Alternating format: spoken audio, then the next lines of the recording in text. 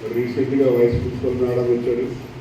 ఆ మేడం కూడా చాలా యాక్టివ్గా అటు పిల్లలతోటి ఇటు స్టాఫ్ తోటి కూడా బాగా మింగిల్ అయ్యి మరి బాగా స్కూల్ డెవలప్మెంట్కి అన్ని రకాలుగానే మేడం కూడా ట్రై చేయడం జరుగుతుంది. ముఖ్యంగా ఈ సంవత్సరం రాజస్థాన్ కోట కెరీర్ పాయింట్ తోటి టైఅప్ అవడం జరిగింది. అంటే ఇక్కడ మీకు పిల్లల్ని తయారు చేయలేరా మీరు అని అనుకోవచ్చు మీరు, కానీ పిల్లలు ఇంజనీరింగ్ డాక్టర్ చదవడం మా ఏం కాదు. ఎందుకంటే ఇంజనీరింగ్ డాక్టర్ ఇప్పుడు ఈ రోజుల్లో ఎవరైనా అవుతున్నారు.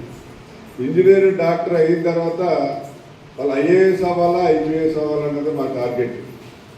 అందుకని మన స్కూల్లో పిల్లలకి horse riding, skating, rifle shooting, archery, boxing అన్నీ కూడా స్కూల్లో నేర్పుతున్నాం. ఎందుకంటే ఆల్రౌండర్ కావాలని. The batch is going to step out with the flying colors. The day has come to celebrate.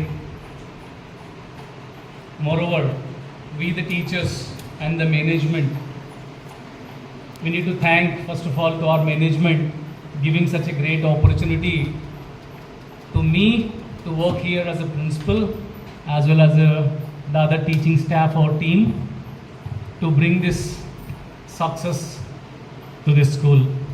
So first of all, I would like to thank our chairman sir, director sir and director ma'am to giving this opportunity to prove ourselves as a team, and we made this today. Really, it's a memorable day.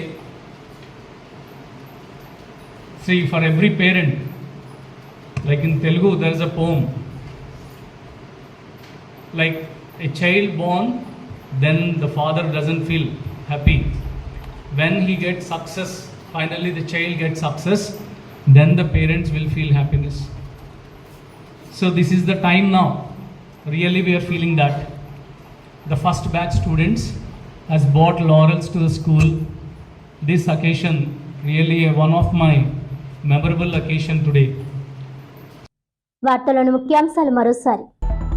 Varanasi నుంచి సార్వత్రిక ఎన్నికల పోరులో భాగంగా ప్రధాని Modi nomination. ఒక్కొక్క assembly నియోజకవర్గాల వారీగా ballot units Nannaya యూనివర్సిటీకి తరలింపు.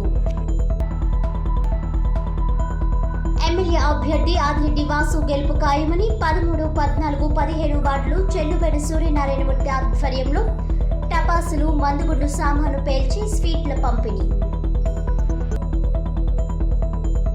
సిబిఎస్ఈ 10వ తరగతి పరీక్షల ఫలితాలలో 100% ఉత్తీర్ణతతో రాజమహేంద్రి ఇంటర్నేషనల్ స్కూల్ విద్యార్థుల అసాధారణ ప్రతిభ. ఈనాటి వార్తలు ఇంతటితో సమాప్తం. తిరిగి వచ్చే బులెటిన్లో మళ్ళీ కలుద్దాం. అంతవరకు సెలవు. నమస్కారం.